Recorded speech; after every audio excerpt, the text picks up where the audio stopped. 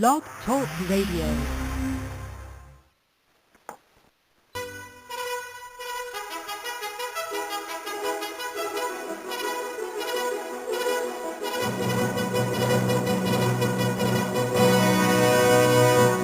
Basically. What the hell is that? I'm sorry.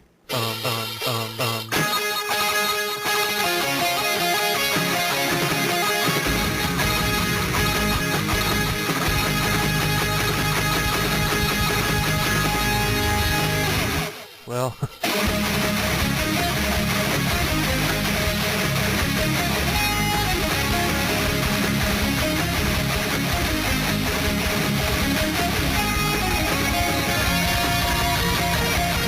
Welcome to the Will and Thunder Show. Will and Thunder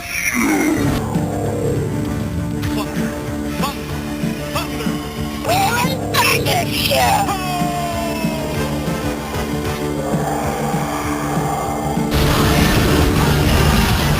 Ridiculous.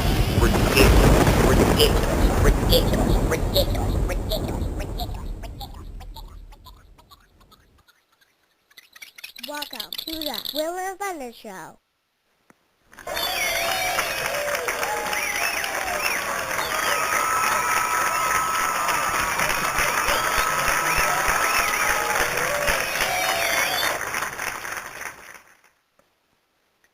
Well, hello there again. It's Tuesday night. You know what that means. It's another edition of the Will and Thunder Show. I am Kevin Thunder, and out here somewhere in the lands, I've got a William Telltale. How you doing there, buddy? How we making it? I'm still trying to figure out where in the land I am. I really don't know, man. Look, I've been trying to figure that out for over 30 years. Spacing.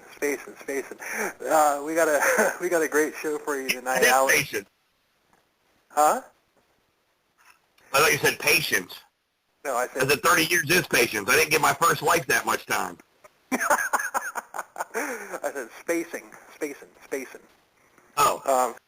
Anyway, we got a hell of a show for you tonight. We got a phenomenal guitar player, axe shredder virtuoso, Mr. Alek Darson. He'll be with us in about 25 or 30 minutes. First, we do a little warm-up segment where we talk about the metal, the news about heavy metal and everything, since this is a metal show.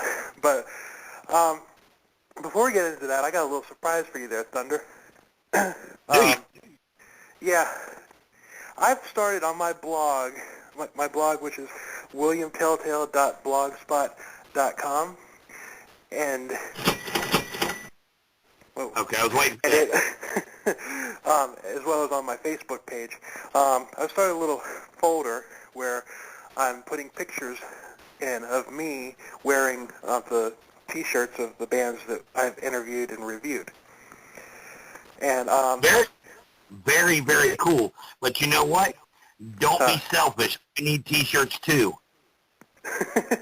Well, that's what I wanted to surprise you about. I can't ask for 2 shirts. I can ask for 1. But one of our favorite guests that we've had so far said, "Hey, let's get Thunder one too." Really? Yeah, it'd be Mr. Mick James. Well, you know what? I know what shirt you're talking about, and I can't wait to have one. Well, he asked me if you should get the one that says "I'm Mick James's bitch," and I was about to say yes, but I decided I didn't want to do that to him. You know what? I'd have taken that one and gave it to my wife. I'm ready to spread the wealth there. You know what? Well, anyway, so Mick James is giving us a couple T-shirts right there. What a guy, man! Yeah, and I've got. There's only one T-shirt, one picture up there right now, and that's from Madison Rising, and we haven't even done their show yet. But coming, we've got Riseback, Antagonizers, Who Was I? And I'm drawing a huge blank here. But there's 2 others. So you got a bunch of T-shirts, you're throwing it up on your blog of you wearing the T-shirts, rocking out, and showing some support for the bands that we've had on our show. Absolutely. And you're going to get a Mick James one more. I can't remember who, but oh well, that's not important. Let's do the news now. I read the news today, oh boy. Have you read the news? Have you read the news?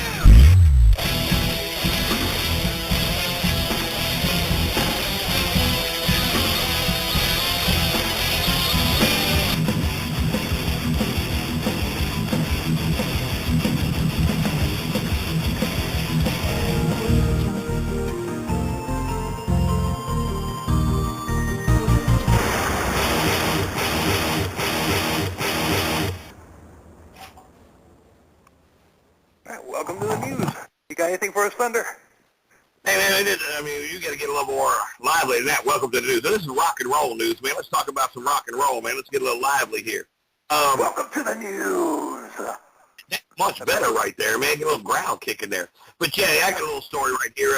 Has to do with, there's a band, and I just discovered them a little while ago. Really, really great band. Adrenaline Mob. One of their drummer, phenomenal drummer, Mike Portnoy. One of the best drummers I've ever heard in my life. I love his offbeats and all that. But anyway, this week at one of their shows, some, may I say, dumbass, wears one of the new Dream Theater T-shirts to the concert. And he kind of called the guy out. Said, listen, man, and look, yes, I was with them, but I'm not with them. I'm not a part of that album. I don't understand why you'd put this, together like that. But, I mean, and it's like wearing a Sammy Hagar shirt to go see Van Halen with, the great guy right there. It just makes no sense to me. Why are you going to come and show David Lee a shirt like that? Same thing to Mike Portnoy. Or actually, a better analogy would be, because there's even worse blood. I mean, there's a lot of bad blood between Portnoy and Dream Theater. But so a better analogy would be somebody wearing a Metallica shirt to go to get an autograph from Dave Mustaine. Oh yeah, absolutely. I mean, it's just bad taste right there. I mean, and I understand if you don't know metal and you're thinking, oh yeah, well I know this guy and I know he played for Dream Theater, and go out to your local music store and buy a Dream Theater T-shirt, but do your homework, man. Yeah. that guy, Absolutely. Yeah. I mean, I damn sure wouldn't wear a Metallica shirt to go get an autograph from Dave Mustaine. Actually, Dave Mustaine wouldn't tweet about it. Dave Mustaine would just whoop your ass. Oh, exactly. Or that's like going to a Dream Theater concert with a shirt with a picture of that jackass on it. Excuse me, I'm at right. Oh, yeah. Yeah, one of a Jeff Tate shirt or something. Exactly.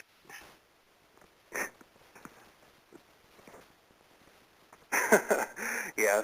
Anyway, that kind of derailed me there on the Queensrÿche thing, but it's me. Yeah. It's going a little too fast, faster than my brain does. I need to learn how to slow that down, especially with my wife. Well, do you remember a while back I told you about this crazy band from Japan? They're playing a lot of heavy metal and everything, and it's these two teenage girls, or actually three teenage girls, baby metal, and they're playing this really heavy music and everything, and they're just dancing around, singing basically Japanese pop. They're called baby metal. Remember what I told you about them a while back? I do remember you played a little bit for us, and it's kind of like if you take a death metal band and you have them play behind one of those dance machines in the arcade.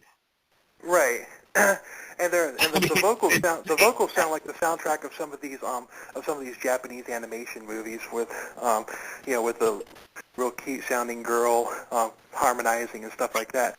But this music is heavy metal. But anyway, they're called baby metal. Anyway, they finally they've been taking the internet by storm, but they finally played their first show in the United States this week. and it was at the Fonda Theater in L.A. that seats about 1,200 people, and it was sold out. So That's amazing. That's That's impressive. the internet right there. And they're good, don't get me wrong. They've got definitely a unique sound. And the music behind it's really, really good, but the combination of the two is kind of disturbing to your brain. I mean, you're trying to put the two together. It's kind of hard. One of these things is not like the other. Exactly. I mean, it's exactly what it's like. Well, It's like I trying like to them. put I pineapple like on a it pizza. 'cause the band that's behind them is really talented. I mean, maybe not in their song "Gimme Chocolate," which is the first single or hit or whatever they came out with, but some of their other stuff. I mean, you can hear some definite talent in the music that accompanies them. But they're if I can, When the USA sold out. they sold out. I'm here in North Carolina. I mean, I wouldn't drive to Atlanta to see them. But if they came to like Myrtle Beach or something, that's about an hour and a half away from me, I'd go. Or if they came to Raleigh, which is an hour, I'd go. But just to see what their show's like. That's crazy. I would definitely go, and I'd be rocking out. I'd bring a Hershey bar and have them autograph it. Like, give me chocolate. Yeah, that's one of those things there. You kind of widen your horizons right there. Take a listen to that. I mean, as we said, the music's good, and then the lyrics, they're kind of stand back and try and put them together. It's kind of like, I don't know, it's kind of hard to wrap your head around, but it's kind of cool, man. It's a new concept, definitely. Yeah.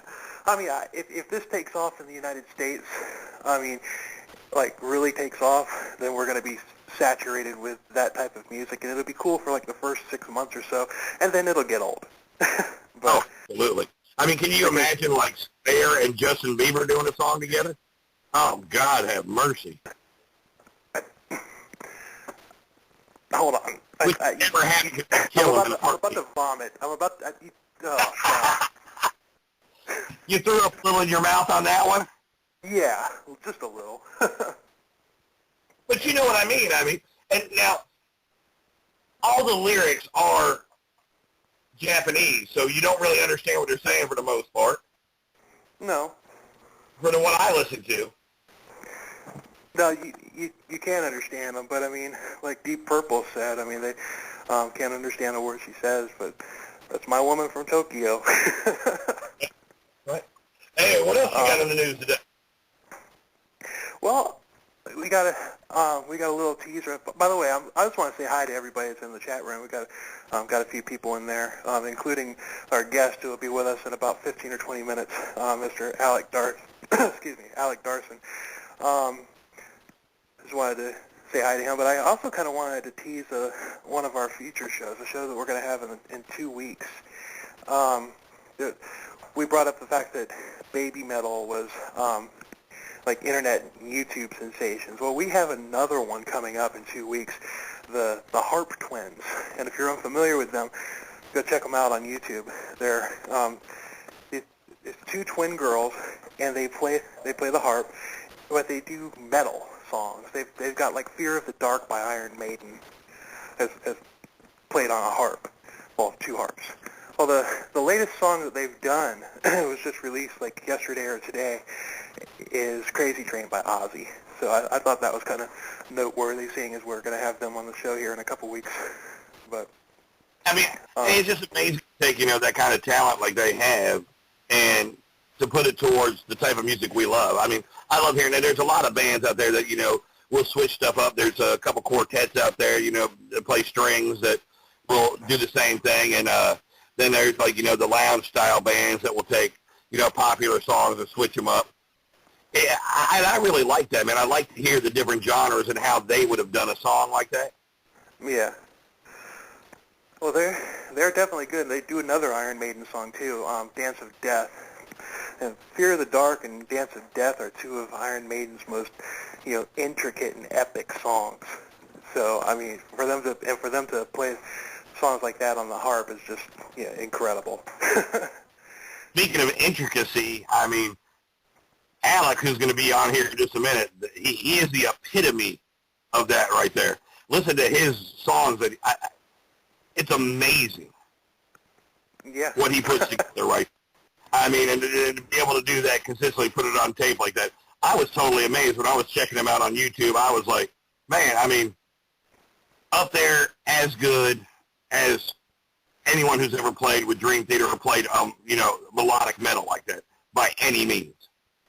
Yeah, and he is incredible. That's why I was really excited to have, when we booked him. After I listened to some of this stuff, I was like, whoa, because we had another shredder on a while back, but I don't really want to get too much into that. Other than different styles right there. I mean, and as good as each other one are, I mean, they're both two different styles, but it's amazing. It's like I was in there today, and I was doing some research. I was on the computer, and I was playing some of Alek's stuff, and my 11-year-old comes in and goes, "Who's that guy?"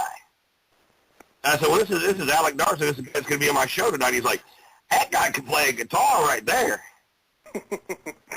He sat there and listened to two songs right there and just mouth wide open. He's like, "You need to get me a guitar, Dad."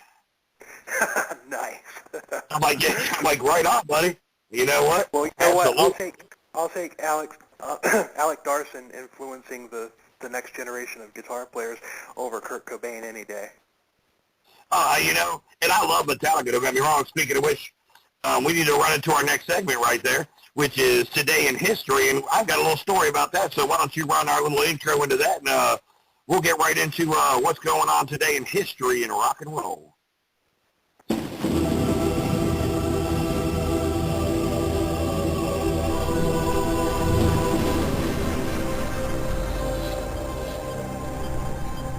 And now, this week in rock history, rock history.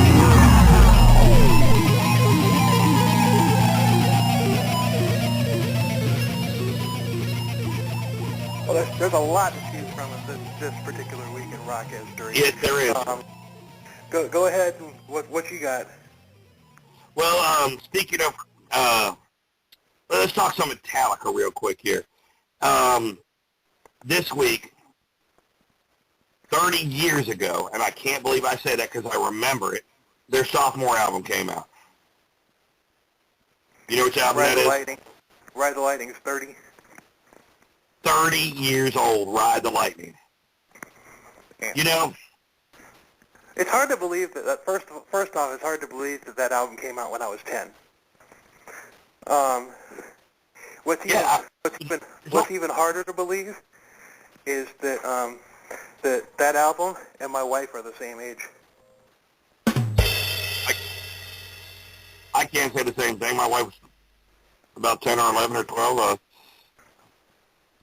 But I remember when that came out, man. It was, I'm a big-time Metallica fan. Loved Metallica up until, around the Black Album. I still listened to some. Saint Anger wasn't real happy with, but, in the early ages of Metallica, man, Ride the Lightning, one of my favorite albums. Master of Puppets, God love them. One of my favorite all-time Metallica songs, Fade to Black. Yeah. It was there. Ride the Lightning and Master of Puppets, hands down, are Metallica's two crowning albums. Oh, absolutely. And, and on top of that, And Justice for All was up there with them. Not up there with them, but, close to them. Yeah, the crown jewels definitely are Master of Puppets and Ride the Lightning. Right. And, I cannot believe, and to go back, and it's 30 years old now, and you listen to what they consider classic rock nowadays, and I guess it is. It's 30 years old, man. Because I remember when they started playing them on the classic rock station, where they played them with bands like Cream and just like that, 10 years ago. And I'm like, no, that's not classic rock. I'm not that old yet. But guess what, man? 30 years. I want to know when we're going to be getting our, when us Generation Xers are going to be getting our classic rock station, because I'm sick of having to sift through Foreigner and Leonard Skinner and all that stuff, and nothing against them. It's just they were overplayed. They were played out on the radio 20 years ago, Yeah, exactly. There's two different genres by far. Right. So when if I have to sit there and listen to those bands, all of those bands, including, just to hear one song, and that one song is going to be Enter Sandman. It's like, come on, give me something else. And besides that, you know what? another band in there, that was, like I said, was overplayed 20 years ago, Led Zeppelin. And you know what? This is another story from this week about Led Zeppelin. But the thing about Led Zeppelin is I've never really been a fan of theirs. I always respected them for, what they did for music and heavy metal and everything. And then that story came out a couple years ago, or a couple months ago, about them plagiarizing their music. So I'm like, okay.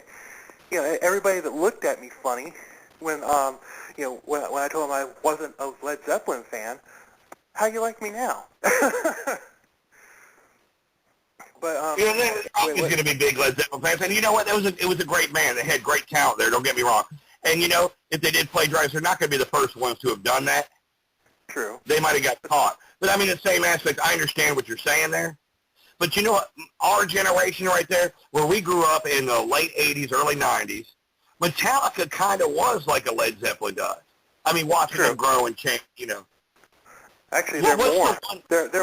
They're more because they never went away. What's the other, name one other band that, there's a lot of bands that have lasted, but it has put out that many albums and it has that much of a following. Aerosmith, ZZ Top. Yeah, but you know what Smith is? Yeah, ZZ Top.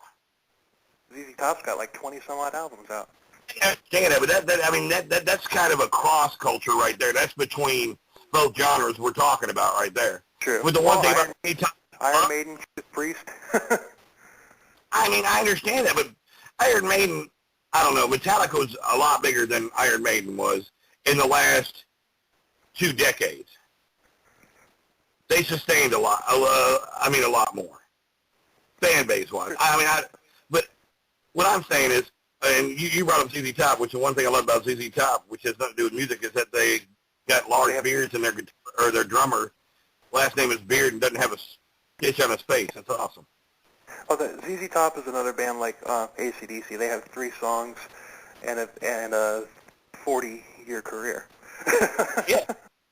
And you know what? And God bless them, man. I'm glad that you could take 3 chords and make 50,000 songs out of it. Yeah. But I realize it. I know what's going on here. You might throw a little, trick in there one time and, make it a 5th or a 7th, and it's still the same note. I don't know. And AC/DC, they're good. The story about Led Zeppelin is back in 1973, during this week. Led Zeppelin played Madison Square Gardens, and somebody broke in to their hotel room and stole about $180,000 cash, which was basically the money from those 2 nights at Madison Square. Now, back in the 70s, 180 grand was a shitload of money. It is. Today it's a lot of money. Well, yeah, it is, but maybe it's from the industry or the entertainment industry, but still, man, look, if somebody took $180 from me, I'm gonna find out who did it. I'm gonna whoop somebody's ass.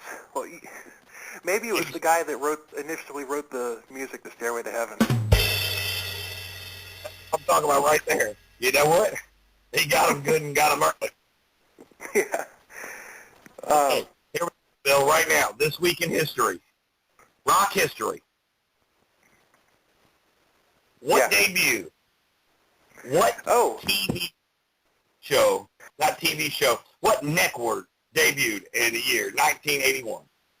Well, they had a good, strong run. They lasted for a long time, but I think they died, I guess, somewhere around 10 years ago because, just not around anymore. The day that video killed the radio star, MTV debuted this week in 1981. That's right, and now it's I'm a teenager pregnant TV or a reality show TV, and we talk about music during the commercials TV. Yeah.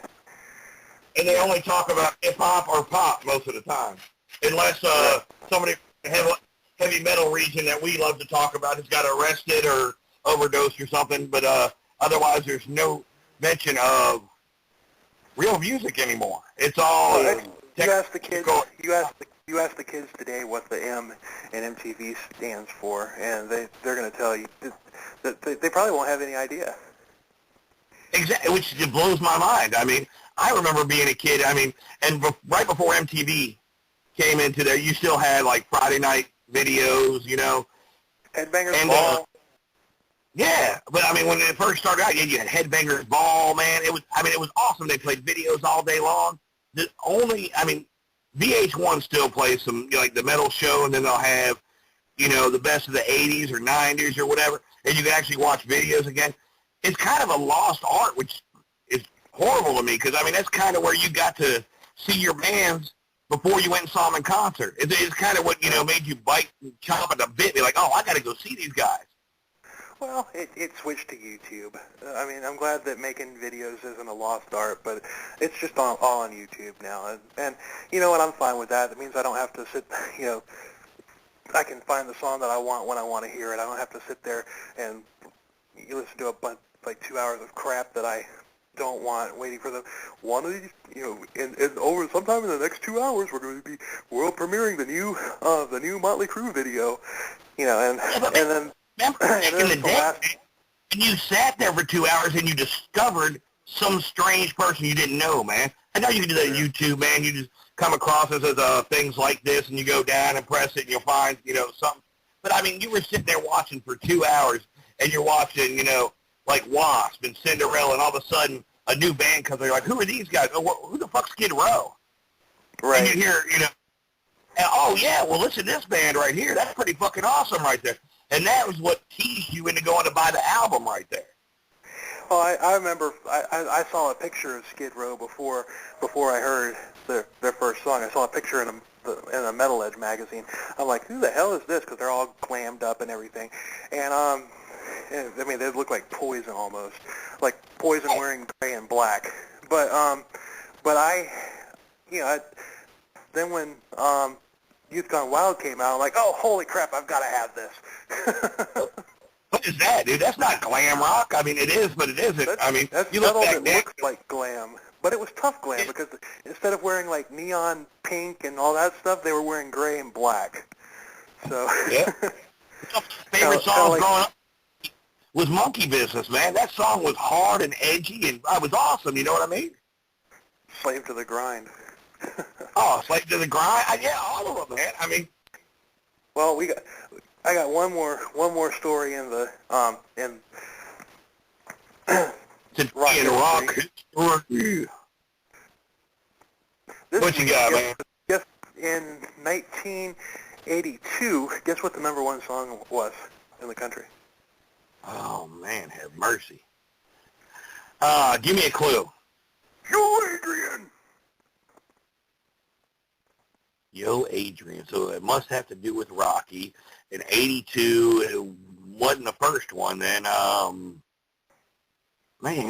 All right, well, the only thing I can think of, the biggest song from Rocky era, damn, I'm drawing a blank here, man.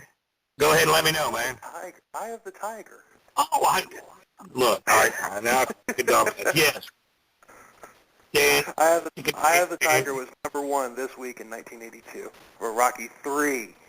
Like guitar riffs right there. I mean, besides I Want My MTV, you know, Dire Straits intro.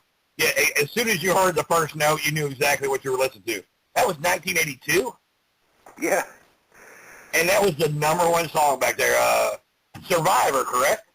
Mm-hmm. Yeah. They did a song for the Rocky, which is one of my favorite movies by far, man. I love the whole concept of the Rocky thing, man. Sylvester Stallone, who wrote and directed almost all the Rocky movies right there. Yeah, the only bad one was 5, but that's another topic. Tommy Gunn? Huh? Was that the one with Tommy Gunn?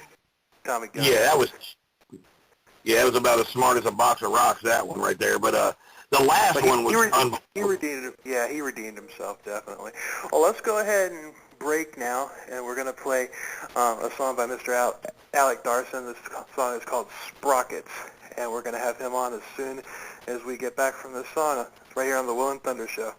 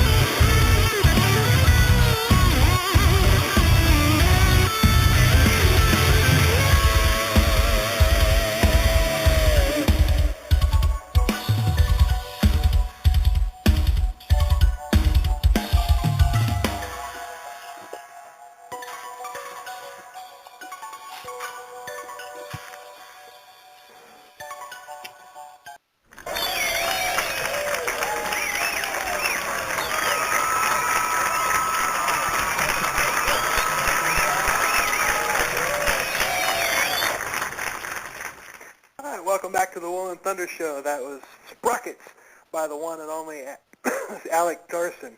And I'm just going to freaking hang up my guitar right now and just, actually, you know what, I'm not even going to hang it up. I'm just going to smash it. I'm just going to smash it. I'm going to back all over it with my car, and I'm just never going to play again because I suck. What's going on, Alek? Yo, I mean, yeah. I think that I'm very happy to be here with you guys, and thank you so much for this wonderful, wonderful opportunity, It's really good to be here.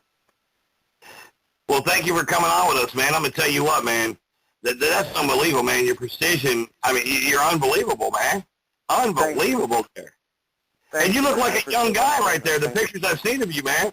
You can't be more than, 22, 23, 25 at the most? Well, thank you again. No, I am a little bit older. I'm 29 right now. Well, I'll tell you what, man. I've heard of people being born with extra hair, a full head of hair, and being born with a couple teeth. I've never heard of a guy being born with a guitar in his hands, and obviously that's you, man. I don't know, man. It must have been hard for your mom during childbirth right there, but look, man, it's paid off. Dividends. I don't know, man. Let's call her up and see. I don't know what to tell you. Thank you, though. Thank you. I really appreciate it. So tell us to be honest with you, I mean, one of our favorite bands of all times is Dream Theater, and you have a similar style to them, and your playing is absolutely immaculate right there. That song was phenomenal. I just want to let you know right off the bat, man, that takes a lot of time, dedication, and determination to get to where you are right now, man. It's awesome. Thank you. Yeah, you're definitely right about that. I mean, yeah, that song is pretty old, and I definitely put in some time into it. So yeah, you're kind of right about that. But it's good. I dig it. After you put in some time, it's worth it, I think. So are you currently a student at Berklee, or did you go to Berklee? Yeah. So I'm in my last semester at Berklee. So basically, just finishing up. I'm taking one more credit that's left for graduation. So, but basically, I already walked. I consider myself pretty much done. Oh, very good, man. Berklee School of Music, that's a great music school, man. Out there, California. Boston. Certainly is, man. Yeah, so, and that is awesome, man. So you're going to come out with a degree in music, and is this all self-done, or the music that you're doing right here, do you have a bass player and a drummer that play with you, or is this all you playing all the instruments? Right, so I did all of the arrangement and the composition, so I had pretty much a demo all done all the way that I wanted it to be, and then I had a drummer, an awesome drummer actually from back home, from Belgrade, Serbia, called Milan Jejna, nicknamed Yeki, very, very prominent drummer, as you can tell probably. And he recorded those drums a while ago, and then I played bass, I played guitar, did the keyboards, and the whole production thing. It's unbelievable, man. I mean, the production value also on top of it, I mean, it's awesome. Thank you. I really appreciate that. Yeah, that's actually kind of my that's my first first vocation that I have. I'm basically like a producer playing guitar. I really? College, I think you have it backwards, man. I'm telling you, by listening to you play guitar, you might. I mean, the production value is fantastic. Don't get me wrong here, but the guitar playing, look. As my co-host right here, Will, said, look, he's done like dinner. He's going to take his guitar and either burn it up, or he's going to impale himself on it by listening to you play guitar. No. I won't hear none of. You know what I like though? I think, Will, you said that your son was listening to. I mean, I couldn't have a bigger compliment than that. Like that. Your son wanted. Me. I'm Thunder, and that was my son. And he's straight up. I mean, and he's of all my children, and most of my children listen to pop music or listen to country music where we're living right now. I live in the middle of Tennessee right here. But he's my one who loves AC/DC. He loves all the old school rock, and he'll listen with me. Well, I was in there today, and I was listening to you, and he stopped and looked at me and goes, "Who's that?" I'm like, "This is Alek Darson. This guy's going to be on the show tonight." He's like, "Buy me a guitar because I want to play like he does." Yeah, I heard. No, and I was like, I couldn't have a bigger compliment than that, man. You know, that's awesome to me, too. I mean, I was like, you know what? I love you, little man. Come here and give me a hug, man. Someone who actually likes the music I listen. Come here. And you're that good. I mean, it's hard to find people out there who put that much time into it to get to that level. And you, I mean, as you said, you're going to school right now. You're at Berklee. Yeah. And to put your time and degree into it, this is exactly what you want to do for a living. You know it. You've lived it. I've got another son who's 13 who already knows he wants to be an architect. And he's putting himself in that position right now. And he's getting the grades, and he's going through art classes and this, that, and the other thing. And he knows where he wants to be.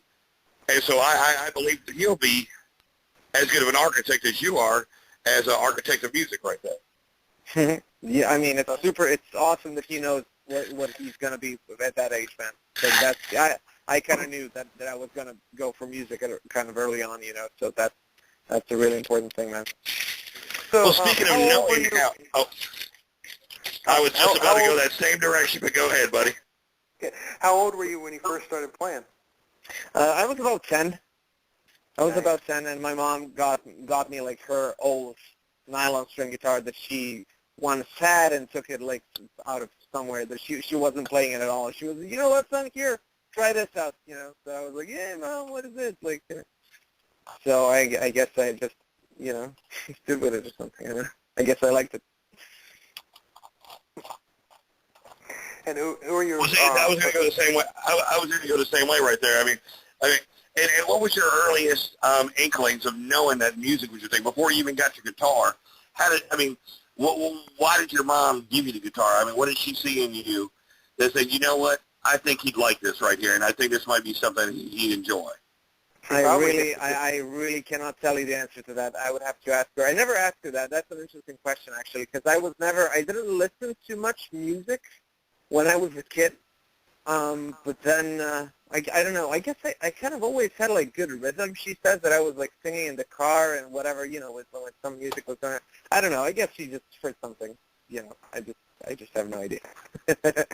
Or it could have been like, she just handed it to you because you were, just to get you to stop bothering her or stop being bad or something. It could have, might as well been that.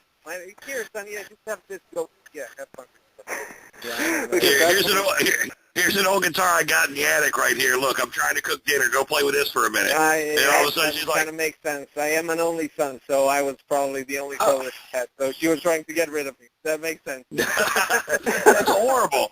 It's horrible, but it makes a great...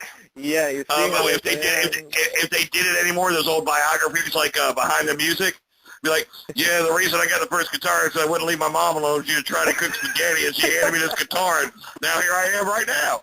I mean, there you go. It's a lot better than being, a meth head or addicted to heroin. I'm like, yeah, I was just a pain in the ass right there, So she gave me a guitar, and now look at me now. There we go. Yeah. So are you in a band right now, like the Alek Darson band, or? The Alek Darson band exists, and we're ready for gigs in general. But right now, actually, because Berklee is kind of a strange community because there's a lot of flux that is going on. For example, I work with two drummers. One of them right now is back home in Belgium. The other one is back home in Greece, and they're both coming back at some point. So the stuff like that I need to kind of tend to. But in general, the band is alive and well. And the first opportunity I think that we'll have to play, we for sure will, and we already have some plans, but I won't give anything just yet. Aside from that, I'm in a couple of bands as well. I mean, I'm a part of Fright Pig. I'm part of Meridian Voice from New York as well. Both Fright Pig and Meridian Voice are with two friends of mine at this point. Also, Organized Chaos from back home. That's another project that I'm in. Also, progressive rock metal kind of. Yeah. So back home would be. You said Belgium? Serbia. Belgrade, Serbia. Yeah. Oh, from Serbia. Okay. So once again, we find real metal music from somebody from outside of America. There we go. Yep. It's it's a recurring thing. I mean, I'm a worldly citizen. I don't know. No, and I understand that. I know that you're over here going, but you know what? The majority of good metal music nowadays comes from overseas. It comes from Germany, Norway. I mean, we interviewed a great band from Greece, War Drum. We had them on our show, and we've had a band from South Africa. I think it's awesome that this music's still living and live, and we're trying to get as hard as we can to come back this way to the United States, but we're stuck with Justin Bieber. We can't even ship his ass back to Canada. We tried with the whole Olympics and the hockey game, but that didn't work out our way. But yeah, we love you, man. I mean, that's awesome, man. Once again, keep bringing it back here. Send everybody you know that knows how to play a guitar, a bass, or a drum to American schools and show them what real music is, man. Yeah, man, I hear that. I mean, it's going global, definitely. I mean, there's a bunch of, especially in Europe, man, there is a bunch of super talented people, man. I see it all the time. That guitar that you're using, is that a special line of your own, or what kind of guitar is that? That is a custom-made guitar from a Serbian luthier called Wood Gorilla, and it's owned by one guy with another guy helping him, and the main guy is called Dalibor Vucic, and he is just amazing. I love his work. He primarily makes basses, and I tried a couple of his basses, and pretty much like any bass player that knows what he's doing in Serbia plays one of his basses, so he is pretty legit. So I was like, yo, you got to make me a guitar, and it happened, and I have, 6, 7, 8, about 7 of his guitars right now, I think. No. Once again, we're going to have to slow down here because I am a bass player. Okay, and we'll do our best to slow it down for you there, Thunder. He some basses, Thunder. you know, I've known this guy since we were 4 years old, and I probably could whoop his butt since we were 4 years old, so go ahead and say that one more time. No, I'm just kidding. All right. I love custom basses and stuff like that. I've seen a lot online, but what's the guy's name? It's Wood Gorilla. Wood Gorilla. I'm going to look it up tonight, man. Yeah, man. You'll see. He does I'll tell you what, the guitar work. The guitar that you're playing, the one that's got the whitewash kind of look wood on there right there, and what is that? Is that an 8 or 10 string, or? So that's the neck through body. It has multiple types of wood, but mainly it's mahogany. Like that's the neck and the body, but top is poplar. Balsa wood? No, poplar. I think that's the... I got you. I'm sorry. Yeah. I misunderstood you. No worries. How many strings is on it? Is that an 8 string? It's a 7 string. It's a 7 string. I almost exclusively play 7 string. Okay. Have you ever tried an 8 string?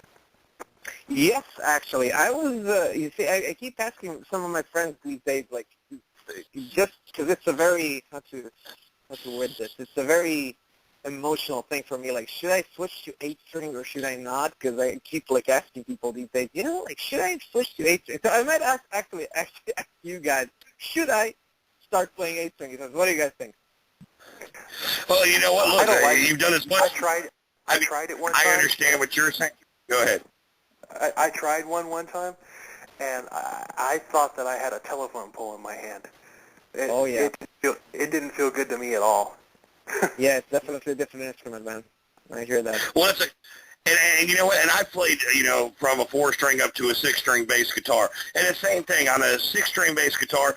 It felt like a little much trying to, I mean, you could use all the strings right there, but I feel you can almost do as much with a little less sometimes. And it was like playing on a 2x4 on a bass because you know how big the strings are. But then I watched a video on YouTube with a guy playing the Mario theme on a 16-string bass, which looked like the inside. You know what I'm talking about? Yeah, exactly. And it's a 16-string bass, and I'm like, look, I'm 5'6". My fingers are not that big. I couldn't play that bass if I tried. Yeah, I gotcha.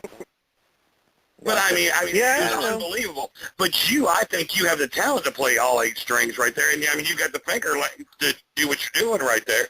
If you have the ability, if you have the ability is one thing, but like me, I know that. Look, if I played a 10-string bass, I'd never play the top 2 strings unless I turned my hand around.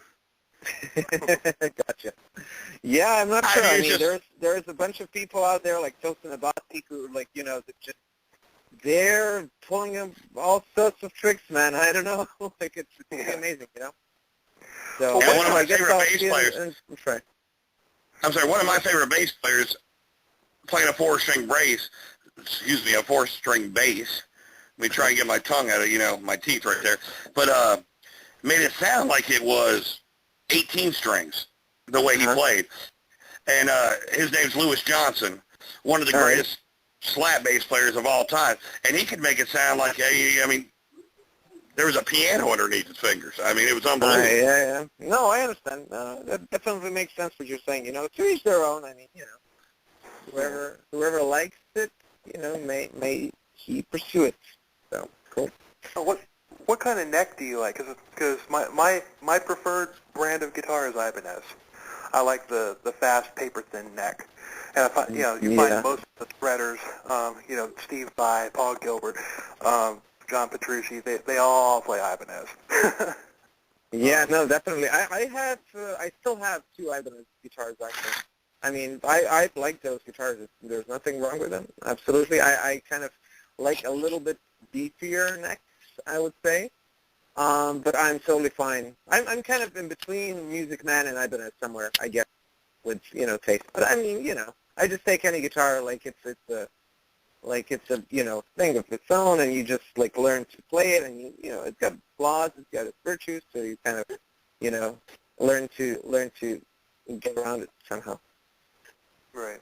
I mean, that is the same thing. I mean, well, with anything in life, man, you drive one car for 10 years and you get a new one. It's a matter of learning how the brakes and the steering wheel, the tightness of them, and you know, getting used to that one. And once you're used to it, I mean, but you know, the whole thing like changing back and forth. I mean, you're playing the guitar you're playing now, the 8-string. You're used to that one. I mean, going back and forth, it might be a little bit different. But it's just like, you know, riding a bike. If you ride one, you can ride the other one. It's just a matter of tuning yourself a little bit to get, you know, the sound you want. That's exactly right, man. And the one thing I've noticed is the songs I've listened to, you don't have lyrics to them yet, or they're not published. On the, you know, the songs that we've been listening to, do you plan on taking these and leaving them instrumental, or are you planning on doing the whole band thing and bringing a singer in? And have you wrote lyrics to these songs, or is the lyrics going to come on new songs? So far there is only one song on Panopticon that has vocals, which you probably heard, like it's the Ryan song. So that one obviously has wonderful lyrics written by Vladimir Lalic. He did a great job there, singing and writing the lyrics. I'm just amazed how he pulled that off. I myself write some lyrics. You know, I write songs occasionally, not, you know, but for some reason I prefer writing instrumental music, especially for my own, you know, name and, you know, the artist that I'm trying to be. So those songs one of them that you just heard, Sprockets, they're all definitely done, and nothing will, you know, be added in the future. But definitely, you know, like in the next releases, I'm, you know, planning on having like an occasional vocal song for sure. Right. Oh, very cool, very cool. Do you do any covers, like instrumental covers or anything? Yeah, we do covers, of course. Yeah, sure. Like Steve Vai, you know, we do Steve Vai covers, James Cipriani covers. We do a bunch of that stuff. So what I mean is like taking a song like, I don't know, Lady in Red or something like that, and just turning that into a sweet guitar instrumental. Do you do anything like that? Yeah, I know what you're saying. Well, I would never. I see. I did it when I was a kid, just kind of for fun. But I guess you know, it's an interesting thing to try. Why not? I might actually. Now you gave me the idea. I'll give you credit. there you go, Will, right there. You got credit on his, next big album when he puts out, some covers tunes. And I'll tell you what, that's one thing that I really like. I mean, there's bands out there, like you take 4-piece quartets that'll go around and they'll play, they'll put an album out of 10 well-known songs and do it as like a 4-piece quartet, string quartet. I love music like that. We were talking a little bit earlier. We've got a couple girls coming on that play the harp, and they've done stuff from Iron Maiden to, movie songs. They've done everything. Yeah, no, I know it's exactly kind of what you're saying. It's kind of, it's kind of a cool thing. I understand it's kind of a, like a gameplay out there to try and get people to listen to you to an extent, but it's one of those things where I really enjoy that. I enjoy listening to bands like there was a band called the Lounge Lizards for a little while that did Vegas-style lounge songs to a lot of the popular music at the time. So, definitely, man. I have the Rind queued up. I was going to play that one last, but the next song that I have queued up is the secret song. I found it. Excellent. I was going to ask. Okay. That's a very, cool, good. That's a very interesting collaborative project, actually. It turned out to be that song, because I did it with Eren Baş from Turkey. He did string orchestration for that song, and we had massive fun doing that together. And he has a little solo on the keyboard in the middle. And we actually recorded live strings and everything. It was pretty cool. Well, Thunder and I were talking before the show, and the title of it. It just reminded me of what happened when back when the people of Iraq had their elections, and they would dip their thumb into like purple ink and blot it onto the paper to to make their choice, and then they would hold their purple thumb up, and that's what the title reminded me of. And then when you listen to the song, I thought that initially before I had even heard the song.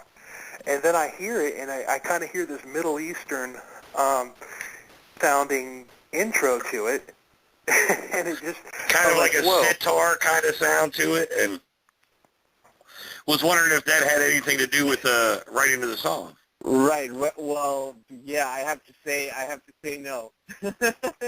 It's interesting. Well, this is kind of what I love about instrumental music. That people can actually make every song their own in a very special way. You know what I'm saying?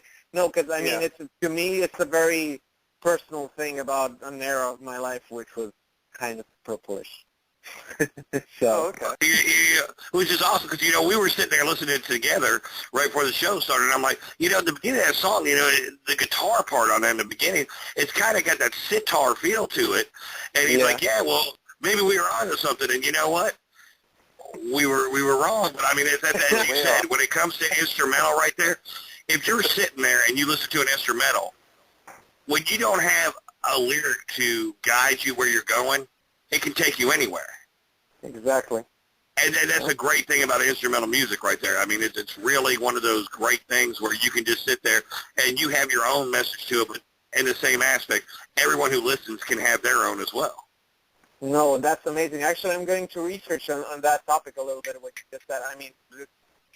It's amazing to me that you found the connection. Thank you. Very cool. Well, let's go ahead and play that song, and when we come back, I'll let you explain the concept, if you will, behind the album. No, for sure. I also have a little announcement to make. I was saving it up for this occasion, because I was like, I have this thing of giving people too much information. So right now we'll make like a little bit of a big announcement after we finish up with this. Well, awesome, guys. Well, you know what, you guys listen right now. We've got a great song coming on from Alek Darson right here. And on top of that, after that, we've got a huge announcement. I can't wait. Look, I'm standing on my toes right now. Don't break them. This is Fingers Painted Purple by Alek Darson. We'll be right back on the Will and Thunder Show. I'm not that heavy.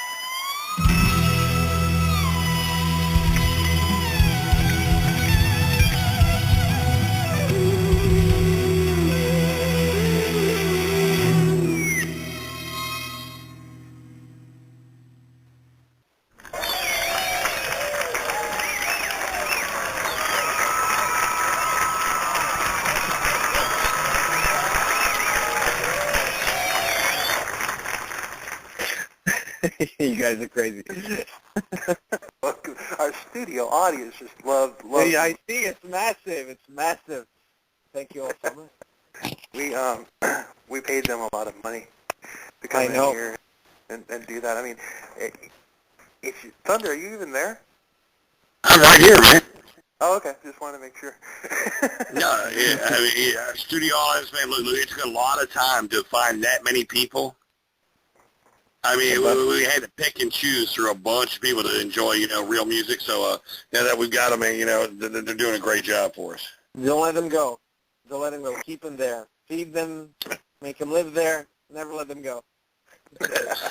We pay them well. I know. Yeah, I'm sure. Yeah, we give them a bag of chips a week. That's all right. Sam, like a musician. That's kind of it. Yeah, I know how it is. Exactly. Thunder. Alex.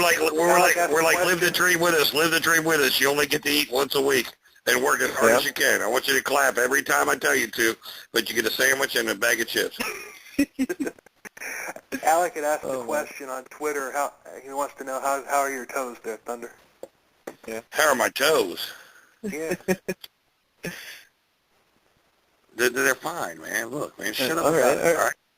No, I'm just kidding. All right? They're fine, man. Look, you said, I'm on my toes, and you want to call me out right there. Yeah, well, God bless America. I'm gonna hang up and go hang out with my wife. It's easier in there. God bless America. He was concerned for you, man. He was concerned for your well-being. I know. I'm good. Well, thank you, and I appreciate that. I really do. Thank you. My toes are okay. Excellent. I'm glad to hear. You see, this is the kind of interview I like right here. Go ahead and bust my balls. I'm good like that. I'm used to it. You gotta be a little bit, No. Hey, look. I'd much rather you be on me and busting my balls like that than be like, next thing we're going to do right here is I'm going to play some more guitar, and after that I'm going to play some more guitar. Oh, really? All right, well, thanks. I appreciate that, No, I love this, man. Keep it coming, man. I can hang. Yeah, before we continue, you're there in Boston. Yeah. The other guitar player that we had was Mr. Xander Demos. He's in Pittsburgh, I believe. Are you familiar with him at all? Actually, after you guys introduced me to him, that's kind of when I, researched a little bit on him. Okay. Well, you guys need to play. You guys need to play a show together somewhere. I am definitely down. You guys are definitely different style guitar players, but both are definite shredders there. And that would be kind of like one of the shows that was out there a while ago, G3. You remember when, that was going around. Three great, and the lineup changed a lot, here and there, but it's awesome to have something out there like that. Do what? Trans-Siberian Orchestra. Yeah, oh, yeah. There we go. I mean, I'm sure that Sabotage is aware of you, and it's probably just a matter of time before you get an invite to come out on tour with them. I don't know, man. We'll see. Time will tell. That would be. You're talking here. It's about time for you to graduate here. You got one more term, you said? Yeah. Well, what are your plans for after you graduate? I mean, are you going to head back home? Are you going to stay here in the States? Or what are your ideas right now? So right now the plan is to stay in the States at least a year after I graduate. So it's kind of complicated for us international people. So understood. Yeah, so after the next September, I will most probably be going out to LA with my dear fiance, who will be finishing her third year of master's studies at Emerson. So, and after that, some Canada might happen, or U.S., or, but definitely this side of the pond, right? So I will be definitely sticking around. Well, first and foremost, congratulations on the a fiance thing, thank you very much. That or my sympathies. I mean, whichever one works well on that one. And actually, today of all days, speaking of marriage, is my buddy here's wedding anniversary. Oh, excellent. Well, congratulations. Oh, damn. I thought you were going to tell me that today was National Hot Wing Day. It's both. And actually, Will and I here in the States, you know how big hot wings are? Yeah, we love our hot wings. And today really is. Yeah, I mean. Today really is National Hot to- Wing Day. It is National Hot Wing Days, and Will and I I'm work not so together. much into hot wings, but I'm sure they're awesome. They're very good. And you have to. And as a matter of fact, there's some time that Will and I are going to have to come see your show, and we'll bring you hot wings. That would be great. Yeah, for But, starving artists. You know, let's bring the starving out of starving artists. That's right. Look, we'll take the starving out of starving artists, and look, then you'll fall in love with them, and you'll be like, look, the whole world needs these right here.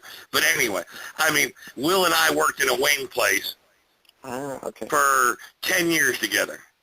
So we've known each other since we were 4 years old, and between the ages of probably 16, 17, and our late 20s, we worked together, and that's what we did. We did hot wings. It was just funny that he got married on what is now considered the hot wing holiday in the United States. Well, I have Which has nothing to forget it now.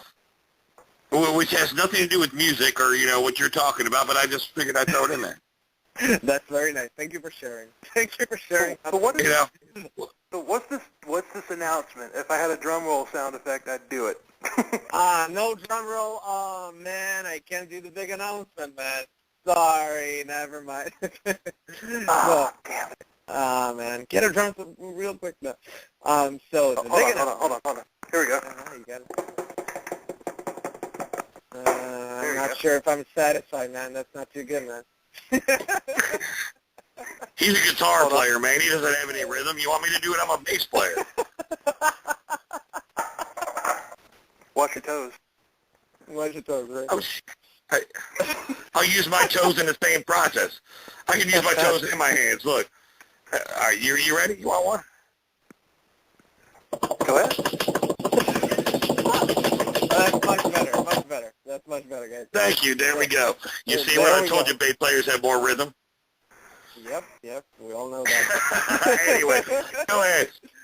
Coming straight from the Will and Thunder Show from Alek Darson, the big news is...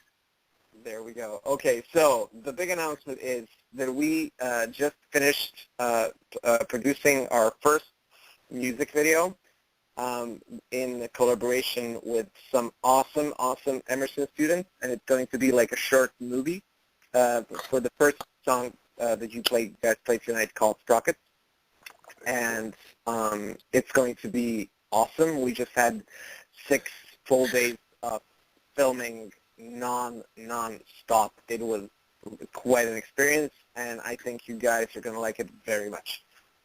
So I have to mention a couple of names if you guys don't mind.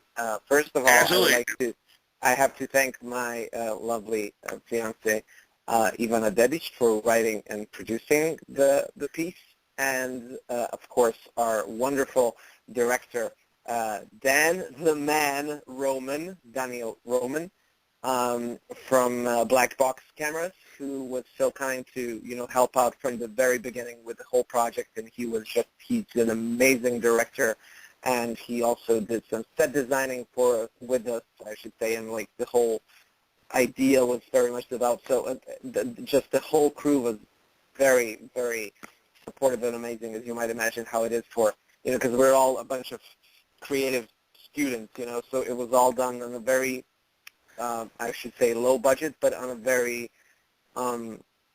straight heart, and I think the product is just going to be amazing. So I can't wait to share it with you guys, actually. I'm super That excited is about also the right. whole thing. And don't call it a low budget, right? It's called a tight budget, man. Yeah, Tight tight budget. I'm Cause, sorry. exactly. Terminology, That's yeah. right. Because Pardon my English. I don't think anything that I've heard from you or anything that I've seen on YouTube had anything to do with low budget. I'm just telling you right now. So we're gonna say a tight budget right there. So you've got a video or a short movie for Sprocket. one of your great songs for Sprocket. Yeah. And when is it going to come out on YouTube? So we're starting with post-production this or next week, whenever we get a chance. So I'm hoping to say late September. Well, all right, and you heard it first on the Will and Thunder show right there. The guitar god, Alek Darson's song Sprocket, will be out on YouTube with a short movie / video in the near future, man. That is so awesome, man. Congratulations, by the way, because, Thank you. doing the production aspect of what you're doing music-wise is a totally different monster than when it comes to video production. Indeed it is. Indeed. And it's so hard to get the video production and the music production to go together right there. When you're trying to do live, like live visions right there of you playing guitar and sync it with the music. Yeah, well, That's I'm sorry. Go ahead. Yeah. But yeah, I took film and video production in college, and I did a lot of special effects and things. And when we had to do a music video, was one of the first things we ever had to do. And trying to sync up your actions of what you're doing to go with the music is hard enough. But to sit there and try and take a picture of you playing a lead and matching it with the music perfectly right there where it doesn't look stuttered or it doesn't look like when you're watching a TV show and the vocals are a half second behind, that's the hardest thing to do. So congrats to your guy who did your production right there. Yeah, I agree. That is one of the harder things.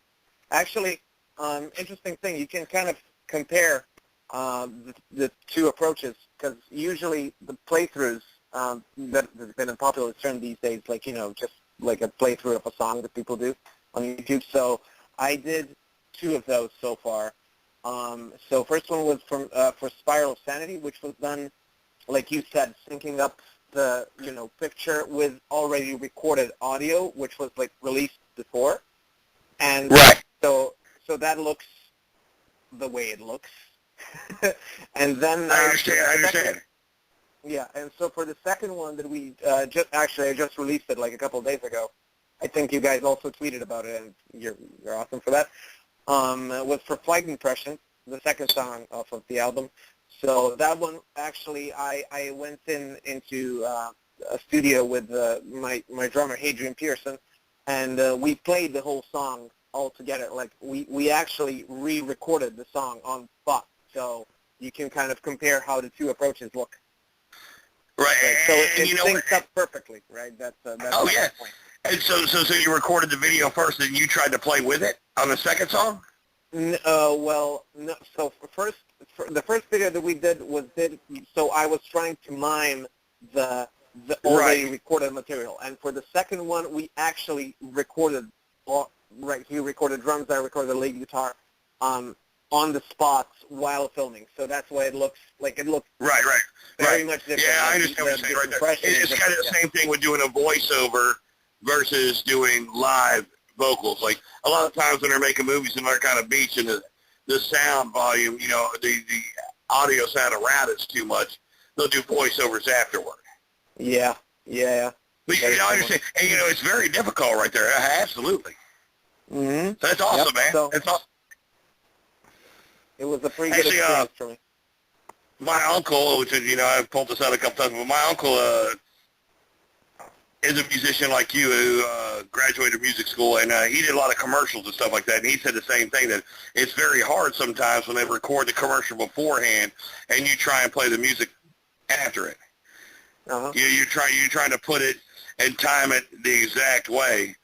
And, you're playing it, which is normal to you, And a lot of, like me, as a bass player, I can play bass guitar as well as, a lot of people out there. But if you ask me to sing on top of it, it doesn't work. And it's the same thing as like if you're doing a music video and you're playing your normal thing, but you're trying to watch yourself play, it's almost like you're behind because you know it's coming, but you're trying to put it on the same spots, you know? Yep, you're exactly, that's actually exactly what's happening. You're totally right. Now, You know, the nature of when the when I first started looking in, researching you before, very early going, and before we booked you, I found a quote, from one of the guys from Dream Theater, basically gave you props, and for the life of me, I can't find it again. It should be on my website. It should be very clear in my website because I'm kind of proud for that. Yeah, you should be. As you should be. Yeah, that Jordan Rudess was so kind to. I mean, he tweeted about the music. He turned on a bunch of very prominent people and people who are hard to reach. He was so kind to let them know about me and played my music to them. So, I mean, I'm just infinitely thankful. And he, of course, he amongst other things, he let me use his quotes on my portfolios and whatnot. So yeah, that is. It's nice to have somebody like that on your resume, isn't it? It's very humbling and very encouraging at the same time. I have to say, it's amazing. I mean, Dream Theater is the band that I grew up on, and I was a kid watching their DVDs back home in Belgrade, Serbia. It's a crazy thing. And then next, fast forward I don't know, 10 years or something, and you're in Boston, you're talking to Jordan on the phone, you're Skype. I mean, it's crazy. I mean, and I have to say, I need to say this publicly. I mean, I'm also infinitely thankful to Aaron Boschbuch. I mentioned him earlier. He was doing the orchestration for Fingers Painted Purple, and he's a very good friend of mine here in Boston. He introduced me to Jordan, and he actually, it's because of him basically that Jordan heard the song in the first time. Actually, it was the song that you just played that got him, kind of hooked, the Fingers Painted Purple. So one thing that of all of the majority of great guitar players that you do not have, which is a great thing. You don't have you don't have a super ego. You've never said, there's not going to be a guy like me right here, and that's so refreshing. Because I mean, I've met some big musicians here and there, and a lot of times, they give you an attitude right there, like, why are you talking to me? I'm like, well, listen, man, I play like you do right there. I might not be as good as you, but I play too. So the one thing that you have is you have some solitude to you right there, where you're like, look, man, I came from where I came from, and I didn't. This is not. I mean, just God giving to me. I put my work into it, but on top of that, guess what? You could be like that too. And when you said, with my son saying that he's an inspiration because of you, or you're his inspiration right there. That, and you didn't take it like, oh yeah, of course he should. Look, how good I am. That's nice to see somebody who has the talent that you have, that's put that work in there, and you're still like, you know what, I thank this guy for doing this, and I thank this guy for doing that. You know what, I wouldn't be where I was unless my mom gave me this guitar, and it's nice to hear that, because a lot of times you hear the other side of it. You turn on the news or you turn on MTV, and the only time they talk about rock and roll is, because you've got Yngwie Malmsteen, cursing out somebody. Or, you know what I mean, right there? But it's nice to have somebody like you who's that talented and still humble. Well, thank you very much for saying that. I mean, to each their own. That's everybody has their own nature, and it is to be respected. So, I mean, I really appreciate that, though. I mean, I don't think of music as any sort of a competition or anything. I think we're just in all of this together, and it's awesome that we're able to hear and share each other's emotions. I like it. I like to look at it like that. That's very well put. And to be honest with you, that's the way I feel about music right there. I like all different genres of music right there. But you know what? The ones I like the most is the ones that make me feel something. The ones that make me have a connection to right there. I mean, you can play out 30 albums, and that's fine. But you know what? If you play that one song that makes me feel, that's what I think music's about right there. And it doesn't matter if you're from Turkey or if you're from South America or if you're from South America, South Africa, wherever. And especially, I mean, if you don't understand the lyrics, you still feel the music, and that's the one international language right there. And I love that about music right there.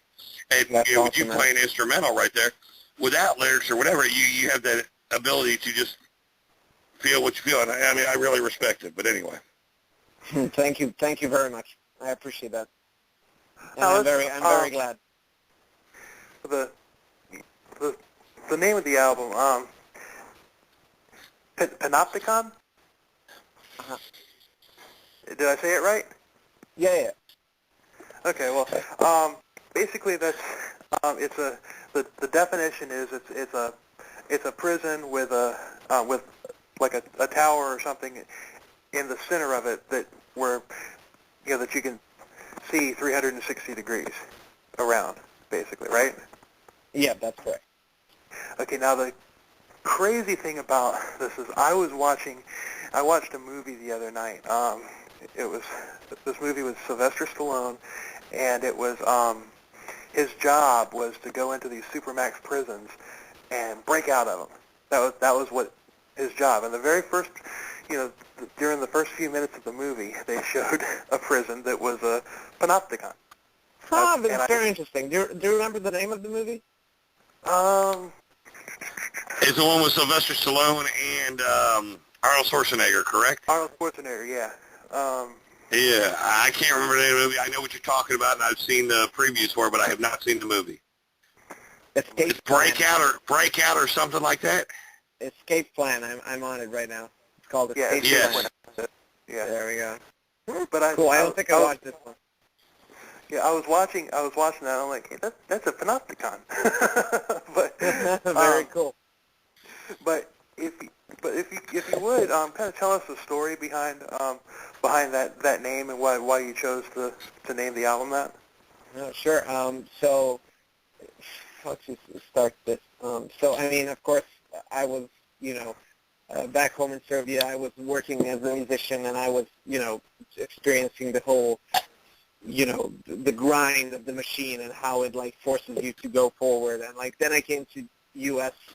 kind of hoping that it might end up being better, but then I found that it was actually the same thing, in a little bit of a different world, a little bit of a different, maybe financial aspect. The numbers are a little bit bigger, but, so it's essentially the same thing. Yeah, so, I mean, I just, I kind of found a way for myself to compensate for all of that with, just saying, okay, I'm doing this as my own thing, and, like, I'm getting out of this prison, right, which I kind of, I definitely perceived it like that, especially back home, because I was on frequent tours with a bunch of bands, playing music that I didn't really feel. I was trying to very hard, but I wasn't, so, it's very, and there was no escape. And you felt like you were, just like there doing. To me, I might be speaking more about the song "Sprocket" in itself, maybe more, but like it's very highly tied to the very name of the album, because it's all about expressing yourself, man. Like that's kind of what I'm trying to say. So, and I think especially with today's technology and the social media and what all we, especially as artists, we need to be on that, for publicity reasons. Man, it's privacy is it's almost like a luxury, man. Like, And you think, and you hear stories right there, and especially for you from another country right there. Everybody preaches, especially us right here at the land of the great. Come here, bring you, you're young, you're weak, or whatever. And when you got here, it was much of the same right there. Look, man, when you get here, you still got to go to work. You still got to pay bills. You still have to Yeah. follow rules and regulations. They might not be as strict at some points, but I mean, it's still the same thing. I mean, government's government no matter where you go. Sometimes the punishments are harsher, don't get me wrong, and I understand that. I'm not blind to it. But, I mean, you came here and understood the same thing right here. Look, I mean, this isn't utopia here by any means. No, definitely. But, I mean, there is definitely, the system itself is definitely better, and I have to say people, because of the well-being, are definitely a little bit more relaxed, I would say, and open for new things and to experience art and, that kind of, I think that's a good condition for me personally, and like my family. Oh, absolutely. Look, I think I live in the greatest country in the world. I grew up here, and I think that we have the best system. Do I think that we could work it out? Yeah, I think we can fix things a little bit, but you know what? I mean, there's a lot of places that are having it a little worse than we do. Definitely. Oh yeah. So, but yeah, so I'm not sure if I answered your question, but that's kind of how I feel about the whole thing. I can definitely, I get it completely. Now, I just, there's about 4 or 5 other people in the chat room at the moment. So those people, I would say, if you have any questions for Alek, type them. I'll read them and he can answer them. Shoot, everybody! Now is the moment. Right. Or if you want to call in and talk to him, the number is because there's a lot more people listening than just what we see on the chat. I just checked and well, there's a lot. I'll tell you. 646-716. Yeah, the number to call in is 646-716-6135 if you want to talk to Alek. Ask him something. Go ahead. By all means, call in. We don't really. Sometimes we take calls, sometimes we don't. It just depends on how the interview is going. And I mean, I would imagine that there's probably guitar players out there listening, going, "Man, I'd like to talk to this guy." so by all means, call in. And anyway, you said you're planning on going out to L.A. Now, what kind of are you wanting to go out there and put together the Alek Darson band, or are you wanting to go over there and join up with a group of musicians to be just some new band, or what are your plans for when you get there, or what do you want to happen when you get there? That's a better way. I would personally, what would be ideal, definitely to, as you said, put together, group musicians locally there. Or it's interesting how times have shifted. Because as I said earlier, I don't know, my bass player is from New York currently, or I'm working also with another guy who's right now in Florida, or the drummer is from Belgium, he's living in New York. Same thing with Kostas Milonas, who's from Greece but lives in New York. There's a bunch of people who are just scattered, and we all kind of gather when it's needed. So we'll see, if there's a concert that we need to do, we'll surely, get together, make things tight and just do what we need to do. So, but we'll see. I personally don't have any plans per se for LA, but we'll see. We'll just go there, see what opens up. Well, when you get to LA and things start to open up, be sure to give us a call and let us know what the heck's going on here. I sure will. I sure will. Yeah, you just said that you had a buddy that would live in Florida. I have to say, this is a very special time for me, and I'm so glad that it's with two of you guys who are super, relaxed and very natural. This conversation is, it doesn't feel like an interview whatsoever. It feels like I'm just having the best of times with two of people that I just met. So it's actually my first radio interview in the U.S. So. Well, you know what, that's the whole idea here. What we want to do right here is we want to act like we were sitting here talking with a band that's about to make it big, like we're sitting in a bar and drinking a beer, and we want the people out here to get to know you guys as people, not just the guitar player. I understand. Not just the guy who makes the music. You know, a lot of times you go out and you buy CDs and you hear these bands, you love them, but you don't know them. And to have you come on our show and just talk natural, have fun, we're talking with you, that's what we want to do right here. That's our idea. Awesome, and, you know, we honestly, Will and I have been doing this for just about a year now. And we've been playing music together since we were 14 years old. And we got to the point where we've got kids and we've got stuff to do. And our idea of being in the music business is to talk to guys like you and get you guys out here and have fun and let you guys talk like you're at home. You're in your house, you're comfortable, and just talk about your music like you do with your buddies. And I'm so glad that you said that's how you feel. It's unbelievable because that was the whole idea that we're going for. You did exactly that. I mean, I'm like super, like I thought it was going to be a little bit more of a, you know, kind of interview-ish kind of thing, you know, just, but no. It's a little more stiff? Now, what are you guys doing next? Where are you going after this? Well, how did you learn how to play the G7 chord? And no, we're not like that. We just want to know about you, man. Want to hear your music. Want to play a couple songs from you, and just let you be you and have fun with it, man.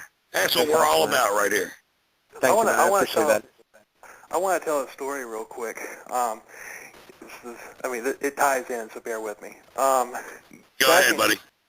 Back in 2000, I took my first airline flight, and it was from Orlando, Florida to New Orleans. And the flight was delayed because on that same flight we had the LSU women's volleyball team, and they were running late, so the departure was delayed. Now, when we got when the girls finally got onto the plane, they bought everybody that was on the plane around a beer, just to say I'm sorry for holding up the plane and everything. And we were walking around. They were having fun with the girls, talking. It was like a party in the air. This was my first flight ever. So on the trip back, I'm kind of not sure what to expect. And the stewardess comes up to me and she says, this is on the way back. She says, "Would you like anything to drink, sir?" I said, "Yeah, I'll have a Budweiser." She says, "Okay, that'll be $4, whatever." I'm like, "What? Not free?" So here I was expecting everything I experienced on my first flight. I just thought that was normal. You thought it was Now, you said that this is your first American radio interview. The rest of them are not going to be like this. I bet so. Yeah, well, I don't know. We'll see. Hopefully people will pick up after you.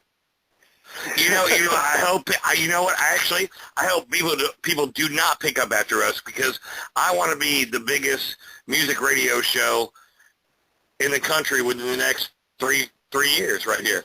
I want to do this all the time, and I want to do this all the time and talk to people like you.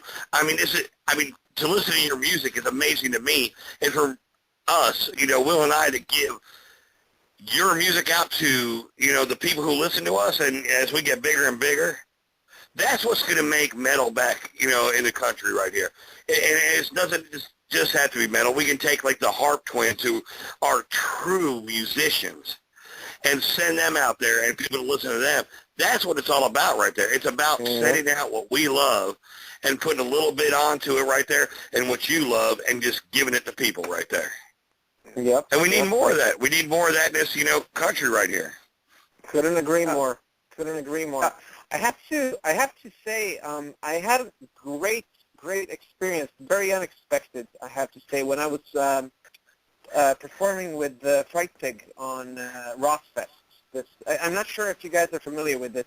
It's like a progressive rock festival in Gettysburg, Pennsylvania. It's called Rite of Spring Festival, or Rossfest for short. So I've heard of. It's fucking amazing. I mean, because I never heard of it, and there wasn't much buzz around the band or anything. So I just went, okay, cool, let's do the gig. It's going to be great. We're going to play. We're going to come back. It's all going to be, like a regular concert gig, whatever. Man, we went over there. People took us as if we were musical gods from who knows where. You know what? It's crazy. We signed a bunch of CDs. There was a big ass line waiting there, for us for people to meet us and whatnot. People were buying CDs left and right, T-shirts, merchandise. It was you see in the movies or in at like you made it right there. Like you made it. Your dream came true right there. And I'm gonna tell you something right now, and take this with you right there, because as great as you are as a guitar player, you did something for us right now with this interview, with what you just said about how easy and how comfortable it was. You kind of made our dream come true right now, because we have a phenomenal guitar player, a virtuoso, who just said that, you know what, that our idea is the right way. Very cool, man. I certainly hope so. I certainly hope so. So right now, you know what you just gave me right there? You just gave me your autograph right there on my show. And that's what I love more than anything right there. And, I really do honestly appreciate that. I do too, absolutely. You mentioned T-shirts. Do you have Alek Darson T-shirts? Yeah, actually I do. And there's going to be a couple. I have just one design so far, which was for the release of the very the EP, which was last November. But I'll have a couple of more. I'll have a couple more up there on this. So for all of you people who would like any CDs or T-shirts or whatever, there's some other merch like mugs and picks and whatnot. You can get it all on my Bandcamp website. So Alek Darson, Alek with a K, DARSON, .bandcamp.com. So that is the best way to get any of those. So just so you know. Well, so the reason I asked is on my blog, williamtelltale.blogspot.com. I do a lot of reviews. You like the cash register right there? You like that? I'll go ahead. In the next couple of days, I'll go ahead and review your EP. But I've started this new thing both on the blog and on my Facebook page, where I'm wearing the T-shirts of bands that I've interviewed or reviewed or both or whatever. And right now, it's only got one band in there because I've only got one T-shirt. But there's 5 or 6 that are on the way. That very cool. So if I sent you my address, would you send me a shirt, and I'll get that up in the collection as well? I most certainly will. It would be my All right, pleasure. there you go, Will. All right, thanks, Will. Once again, you leave me out of the picture right there. You know what? That's all right. You know what? I'm going to get a white T-shirt, and I'm just going to write. You know what I'm going to do right here? Since you run the show right here and you're getting all the T-shirts, I'm going to buy a huge pack of white T-shirts. I'm going to write everybody's name that's been on our show on a different white T-shirt, and I'm going to put my own post up there. You happy with that there, Cupcake? Well, I'm going to have my kids decorate it. I'm going to buy markers. They can draw all over them. I'll have Alek Darson. I got them all. Yeah, that's good. Thank you. And I'm going to start wearing them to, make sure you do multiple colors, green and then pink, and then, Oh, absolutely. Look, man, Don't leave it all one color. It's going to be boring. No. And my kids are artistic. They're really, really cool like that, so. Anyway. Actually, here, Alek Darson, I want to tell you. Give me 1 second here. The kid that I told you about, come here, Gavin, that said that he wanted a guitar because he heard you playing, and said that guy can play guitar, just walked into my studio real quick here. Hold on 1 second. Tell Alek that you want a guitar because he plays that good. Here, tell him what you said. I want a guitar because I heard you. Oh, man. You have no idea how big of a compliment that is for me, man. Thank you. Thank you. Anyway. Make sure that your daddy buys you a guitar. You know what? I'm going to go out the next couple of days, and I'm going to get I'm gonna get him going right here. I swear Don't to buy you. some cheap-ass one. Buy him a nice guitar. Yeah, get him No. an Ibanez from a pawn shop or something. Yeah, I'm not. exactly. I'm not going to buy a first act. I'll get him a nice one. Yeah. Oh man, But that's Victor has a amazing. nice, Thank you. nice thin No, neck. seriously though, thank you for this experience right now. This is just amazing. Oh, this is You know what? This is one of the better shows that we've done. Seriously, This we're is having what a I lot like of fun. right here. You know, we've had a lot of shows where we've had people who are really, really good and just can't talk either. I mean, and they're like, oh, you know, you have a good verbiage to you. I mean, you're really cool about everything. I mean, this has been a lot of fun, man. And it has some really, really good music behind it. We can't lose right now. We're in a roll. No, I'm super glad this happened, man. I'm glad you are, because you know what, I am too right here, man. Awesome. Damn right. The next song that we have on tap, of course, is the Rhine, which does have lyrics on it, and that song actually kind of reminded me of some of I can't remember the names of the tracks because I haven't heard the album in forever, but Steve Vai's Sex and Religion album. Ah, okay, I can see that. Yeah, they're All right. it's just kind of how the feel, you know, the feel of the feel of the flow of the song, and also how the singer sang, kind of, you know.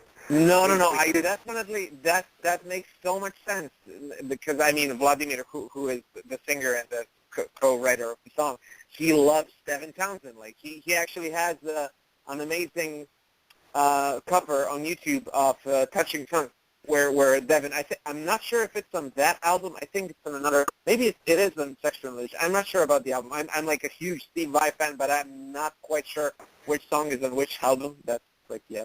Because I'm just What song are you talking about? It's Touching Tongues, it's called. And there is, like, it's an instrumental with this big, epic, just vocalizing solo in the middle from Devin Townsend, the singer from, I know that's the singer on Sex and Religion. So I'm like 90% sure that it's from Sex and Religion, but don't hold me for that. But yeah, so it makes so much sense because Vladimir is like, he is an amazing singer, and he definitely loves Devin Townsend, and Steve Vai, of course. We're all, man, we're Organized Chaos, that band that me and Vladimir are in together. We all love Steve Vai, man. Steve Vai's in theater, Pain of Salvation. It's all the good stuff, man. Devin Townsend is a phenomenal singer. I mean, man. He's got, you know, he can sing nice and melodic when he needs to, and he can also rip the freaking roof off of a building when he needs to. Yes, indeed so. But the best, you know what, like, amazes me the most, when he goes in between. You know what I'm saying? He goes, like, he can, like, blend those two together, which I'm like, how the hell did you just do that? Like, I have no idea. No, he's an amazing. I'm going to have to dig up my copy of Sex and Religion and put it and digitize it now that we're talking about it, because I haven't listened to that one in years. Yeah, probably 5 years I haven't listened to that one. But Now, I've had a question that's not music driven, but I mean it kind of is, but kind of isn't. On when you go on YouTube and you have your album cover on there with the hand and you got the spread behind it,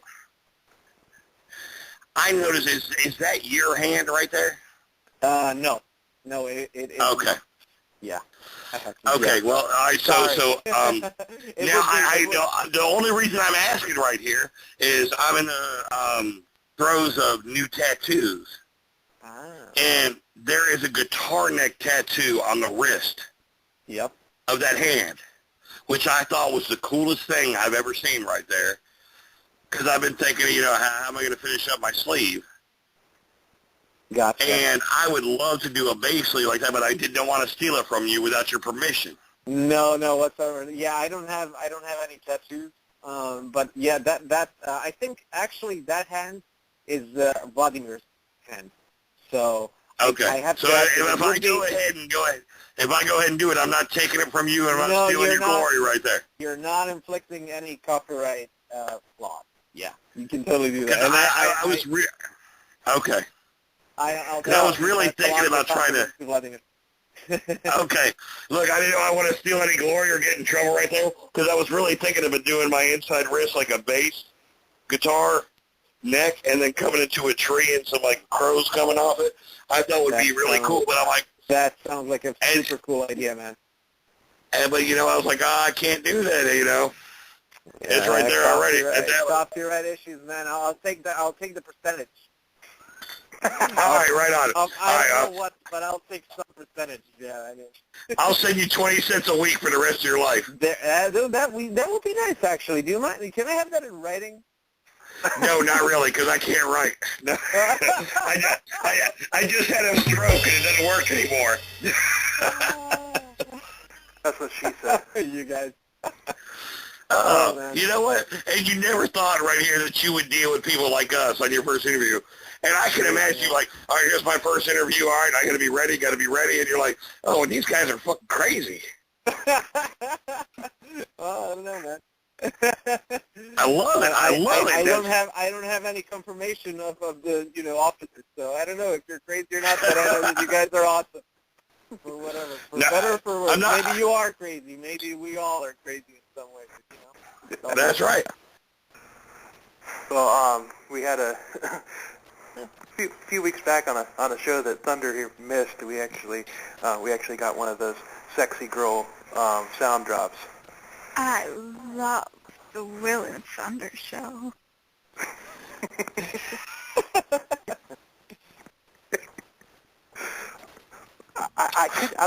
I've been waiting the entire show to kind of work that in because I haven't played it before.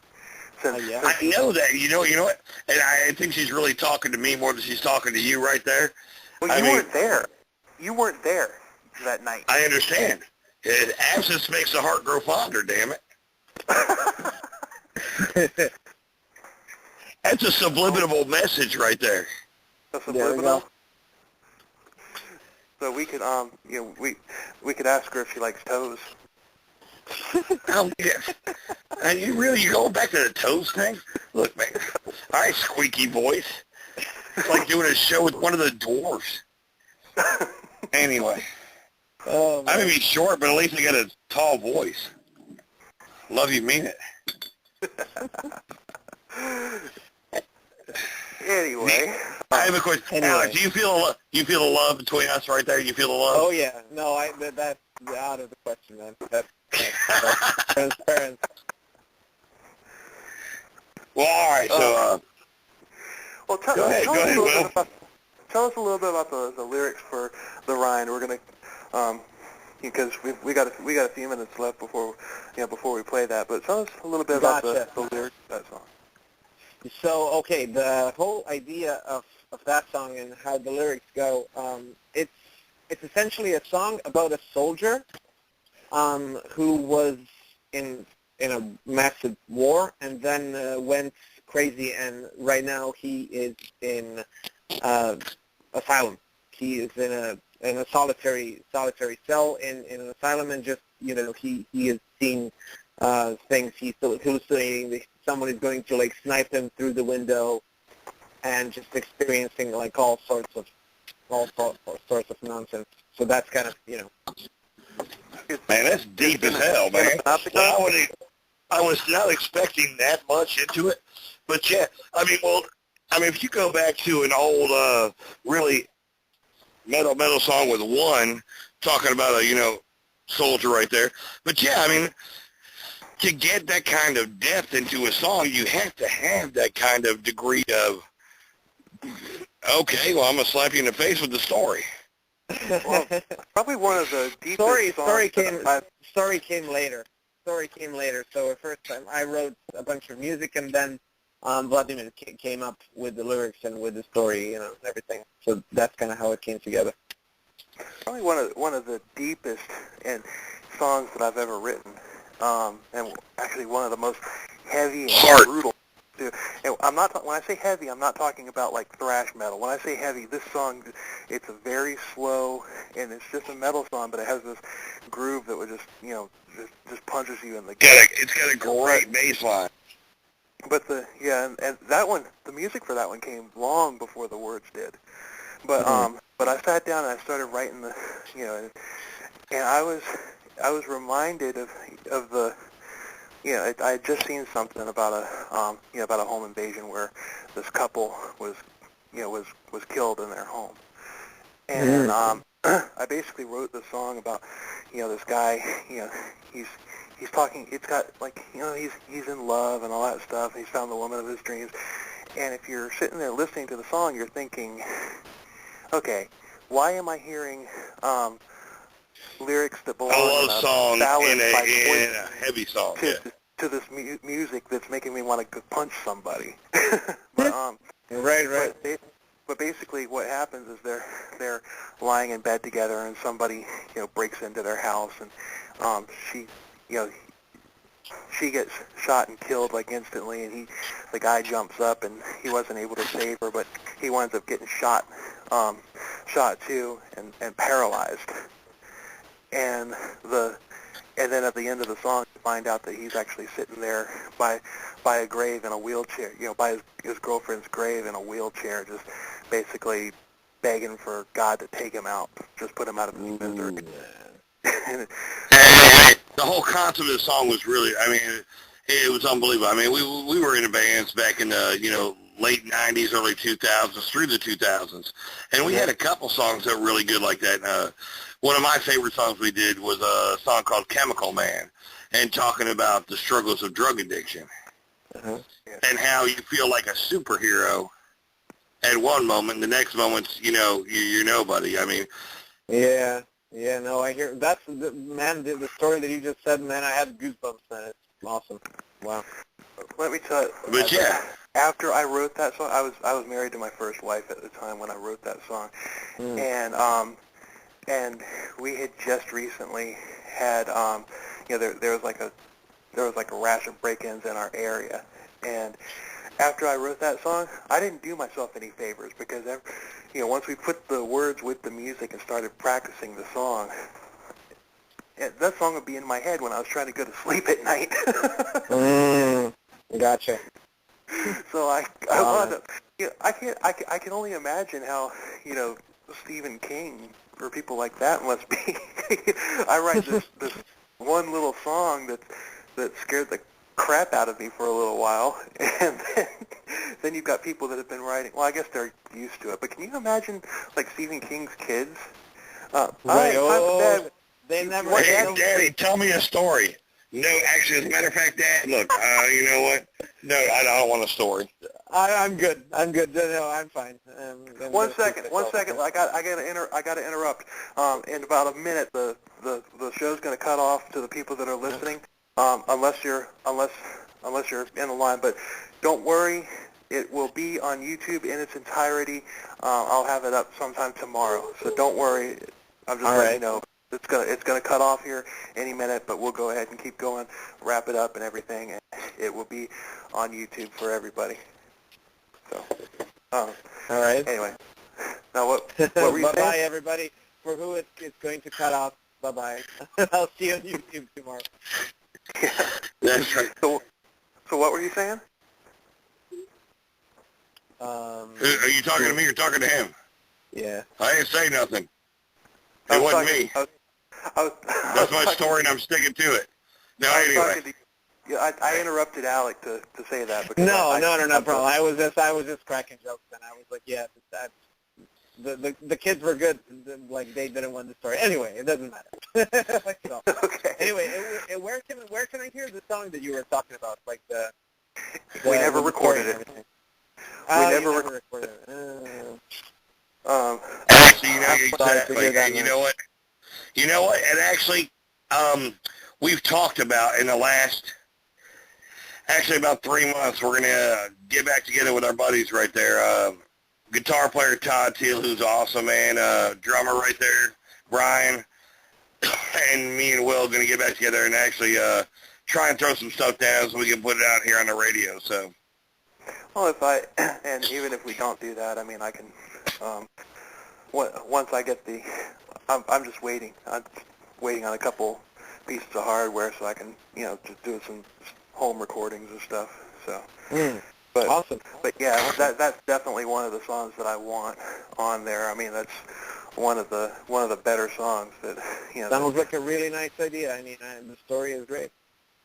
The stories, I mean, and it's just crazy right there when you talk about, a guy right there and he stands up to protect his girl and they shoot him in the spine and then cannot protect her because he's stuck.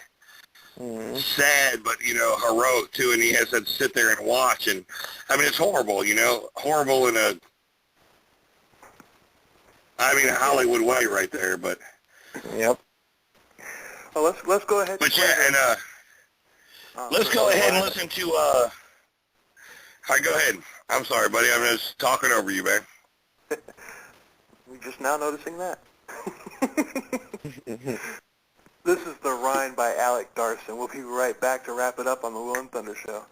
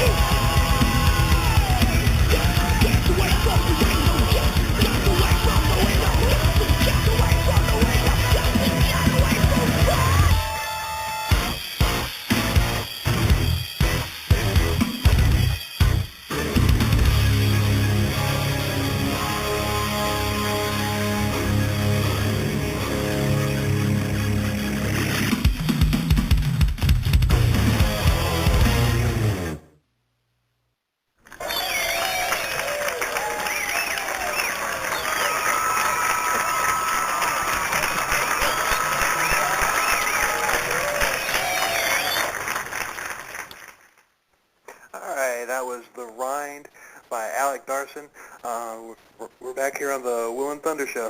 That's an awesome song. Indeed we are. Hey, totally, you wouldn't expect. I mean, I think you'd expect a little more high-pitched vocals, or we got a little grunge in there, not grunge music, but a little grovel to the music right there when it comes to the vocals. That's awesome, man. Yeah, man. Vladimir is the man, brother. You guys should get into, like, the other project that he's in, the Organized Chaos that I mentioned earlier. That was, like, that's kind of how I met him and, how we became friends and everything. He is Organized Chaos. That's the name of their band right there? Organized Chaos? I was in a band briefly called... Now, I have a question here. Organized Chaos. Mm-hmm. You can type in, like, Organized Chaos Serbia or Prague or something like that. Like, because it's actually, there's a bunch of, like, Organized Chaos bands or stuff. But I think that we're the only ones that play progressive metal, at least. So. Well, you know what? Let your buddies know about our show right there, and we'd love to have them on. Sure will, actually. I actually will. No, I'll mention that, that you like, his singing and everything. So, and, the hand, he'll be really glad to hear about the hand and the tattoo and everything. Like, that's going to be, because it's actually funny. He is a graphic artist first. Like, that's his main thing, but actually he sings his ass off, like, really well. So, multi-talented guy. We kind of got sidetracked with the time and everything. But I mean, hey, that happens. That's the beauty of it. I mean, just because the show cuts off to people listening, we're in what we call the overtime feature. Good. No, I got it. It's cool. Kind of like American football right here. We're in overtime right here. Kick a field goal and you're good. You already won the game, though, man. Do you like American football? Alek? What's up? Do you like American football? I have not gotten the chance yet to get hooked on it, because I've pretty much just been studying and practicing. Yeah, no, sorry. I don't do sports. When I was a kid, I was like an NBA fan for a little bit then, kind of. Okay. That was as early as, so check this out, like this, I remember that Sonics were actually Supersonics, so it was a while back. Well, now they're not even the Sonics anymore. They're the Thunder. The Oklahoma City Thunder. Oh yeah, there you go. I have no idea. I'm not really into sports, so never mind. I'm not much of a basketball fan, but I didn't know that little tidbit. But just wondering. But anyway, let's go ahead and wrap it up. And thanks for coming on. That was we had a lot of fun. Love hearing great music like that, and I'm going to definitely. My pleasure. I'm gonna send your stuff to Xander and everything, and try to get that connected. There needs to be a show with the two of you guys playing, and like for whoever plays last, there needs to be a song with the two of you on stage that you guys play together. That would be cool. I am totally down, man. I am totally down. that needs to be recorded and put up on YouTube. Yep. And I'll tell you what, man. Look. It's hard to find somebody who is that talented, that is as humble as you are, and we appreciate that, man. It was just a great interview right here, and it felt like we were sitting at home just bullshitting, man. Love it. Thank you so much, man. I really appreciate that, and you said so many kind words for my work and everything. I mean, Thank you. Oh, thank you. And like I said, I'll get that I'll get that review done on my blog here sometime this week. Excellent. Looking forward to reading that, man. Yeah, and this show will be up on the YouTube page sometime tomorrow. I'm starting a brand new job tomorrow, so I don't. Ordinarily, I'd have it up tonight, but I got to go to bed. Huh? Cool. Well, good luck with that job. That must be an exciting time. Yeah. Well, we're actually in the process. It's about the end of our first year here doing this right here, and we're going to do a best of the Will and Thunder show, and we were going to try and put out a CD and, get things rolling here for our radio show as well. And absolutely, you will be on this. On the best of. I'm really glad to be a part of it, man. We're all beginning our something that we love and something that we want to do for life. And so I'm really glad. I'm really glad to be a part of it. Well, thank you very much, man. Thank you for being a part of the Will and Thunder show, man. We love you, man. Oh, wait, one thing else I wanted to ask you before we kill it. Yeah, this week we have we had you on the show. You're in Boston. Next week we have a band from Boston as well. A band called, they're like a punk metal band called Mongrel. Are you familiar with them? What's the name again? Mongrel, like the dog. Mongrel. I have not heard of that band. Are they? Do you know if they're Berklee based or? They're Boston. I think they're just a bar band, No, they're signed. Or, they're signed. Yeah, they're not Berklee based. No, no, they're not a music school based, but they're just I never heard of them, but I'll definitely check them out. Yeah, I was just curious because we got two Boston shows in a row, and that's never happened before. That's cool. That's cool. No, Boston is a crazy town, man, especially because of this. Like, have you ever been? Any of you guys? No, I've not been. I've been in New York. I've been to Seattle, and I've never been to Boston, though. It's a crazy town, man. We have loads of. We have, especially right now, like on the. It's because of all this. It's like the biggest university city in the world, the biggest student city in the world. Yeah. And just the flux of all the people that go through the city is crazy. Like you see, and you have, all sorts of people that you can imagine. Like it's so multicultural that it's ridiculous. And you see one set of people one year, next year, boom, nobody's there. Whole new set of people, You're like, what the hell's going on here? Seriously, no. Like it's I've never seen anything like this, and I probably will not see it again. Like I think it's a pretty unique town. That's awesome, man. You know what? When you said that it was like one of the biggest college towns around, it just reminded me of that little clip in Spinal Tap where the manager says, one other thing, the Boston gig is canceled. Don't worry, it's not a big college town. No, we got to get going. We got to get going here. But anyway, have you ever seen the movie Spinal Tap? I don't think I've seen the movie. Okay, well look, as a musician, I'm going to tell you right now, you need to watch the movie. I will. If you ever play, you got to. Hey, what should I watch first? Should I first watch the Escape Plan or Spinal Tap? You got to tell me this now, because I'm watching something right now. You got to watch this Spinal Tap first, because it's like written somewhere where if you're going to be a rock musician, you have to watch that movie. Right. All right. Because I guess the movie didn't make it over the pond, because I had some other movies that I watched. I guess that's okay, cool. Well, it came out in '82.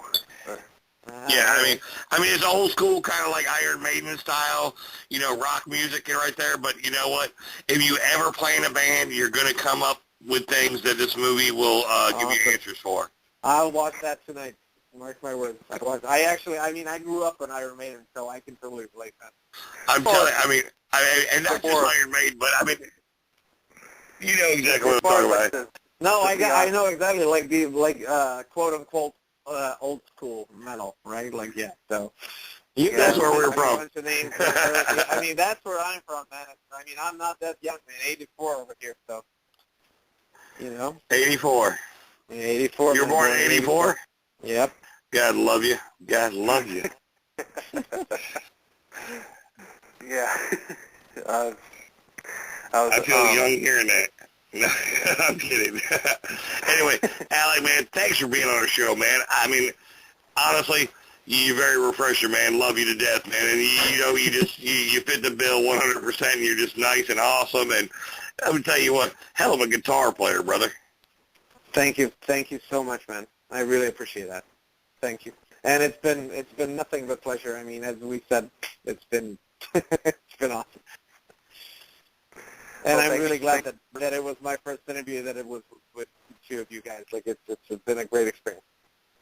Well, I'm glad you I know enjoyed it, that- man. And, hopefully we can, we greased you up well for the next ones that are going to be a little harsher No, for man. you. But you know what? Yeah, I'm sure Yeah. it's going to be quite a surprise. Let's say that. Where is this atmosphere that I had in my first interview? I thought it was like the thing. No, seriously, man. I'm sorry that Now, we're just not remember, in my TV, so first you guys airline can flight. see the smile that I have like all over my That's right. Remember his first airline flight, and it'll all be good, brother, man. It's all good, Yeah, man. man. And we'd love to have you back on the show here a little later down the line, man. When Anytime. when you get to LA, give us a call, man. No, for sure. Even before that, man, whenever you want to, whenever you have a free slot, and whenever I have some news for you, I'll let you know, stuff like that. Well, you know what?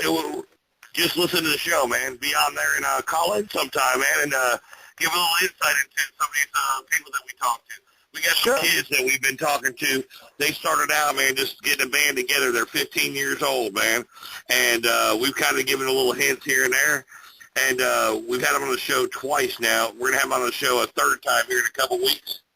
It'd be nice to have another, musician in here to tell them, look, man, keep practicing, and here's how you do it, and here's what you listen to, and here's how you learn how to do this and do that, especially you being a musician, not only, but a graduate of music. I mean, you have ideas on, your theory and all that kind of stuff. Give them some ideas right there. Mm-hmm. Sure. No, definitely. I'll check it out for sure. I'll be there. And that's the way that we can keep, this kind of music alive, you know what I mean? Agreed. Feed the young. Feed the young. Yeah, man. All right. Well, thanks a lot, and you have a good one, and awesome interview. We had a lot of fun. Likewise. I'm glad we went over this. To the audience.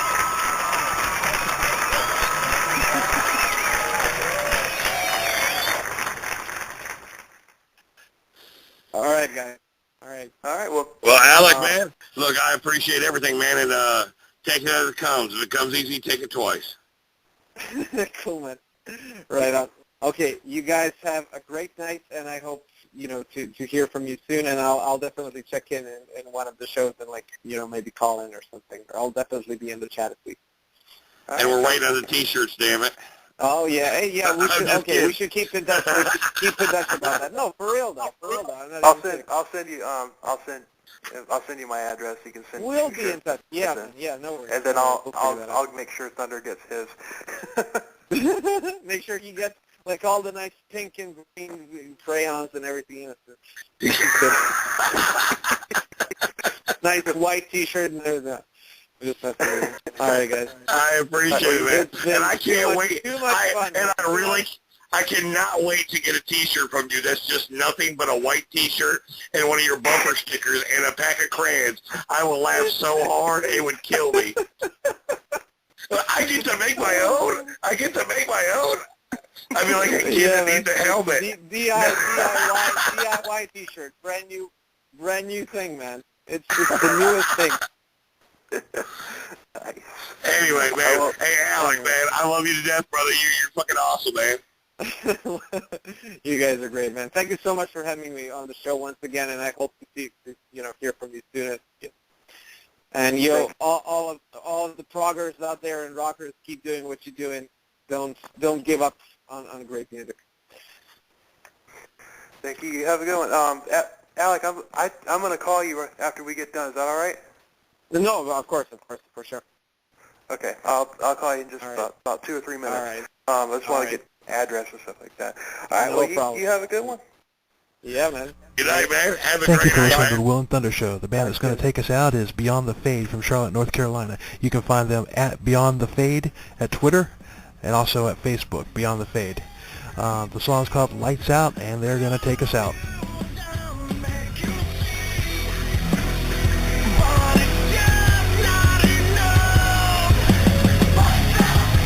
Never gonna give in.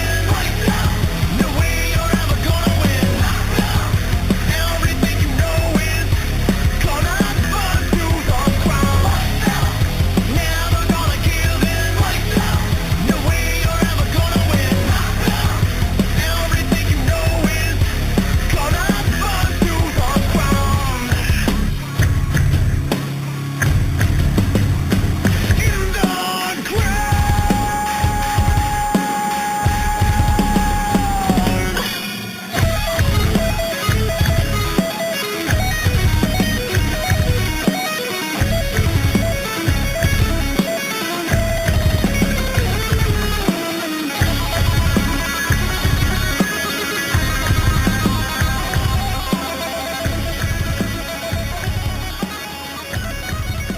thank you for listening to the Will and Thunder Show. We'll be back next week, same time, 10 p.m. Eastern till midnight, with another awesome guest for you.